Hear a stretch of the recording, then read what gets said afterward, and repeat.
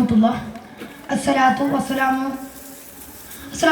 മുസ്തഫ വഅലാ ആലിഹി വസ്വഹ്ബിഹി അജ്മഈൻ. അമ്മാ ബഅദ്.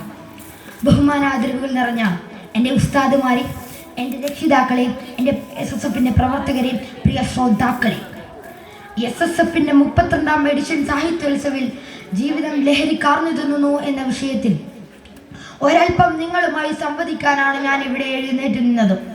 ഇതിന് തൗഫീഖ് നൽകിയ എൻ്റെ നാഥനെ ഞാൻ ആദ്യമായി സ്തുതിക്കുന്നു. അൽഹംദുലില്ലാഹ്. ജൂൺ 26 അന്താരാഷ്ട്ര ലഹരി വിരുദ്ധ ദിനമാണ്. വിദ്യാർത്ഥികൾ പ്രത്യേകം ശ്രദ്ധിക്കേണ്ട ഒരു ദിനങ്ങളിൽ ഒന്നാണ് ലഹരിയുടേത്. മാതാപിതാക്കൾ മക്കളെ കൊല്ലുന്നു, മക്കൾ മാതാപിതാക്കളെ കൊല്ലുന്നു എന്നീ വിഷയങ്ങൾ ദിവസവും പതിവായിക്കൊണ്ടിരിക്കുകയാണ്.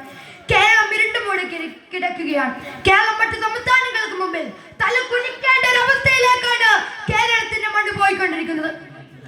പുകവലിയിലൂടെയും മനസമാധാനത്തിനും എന്താണെന്നറിയാൻ പോലും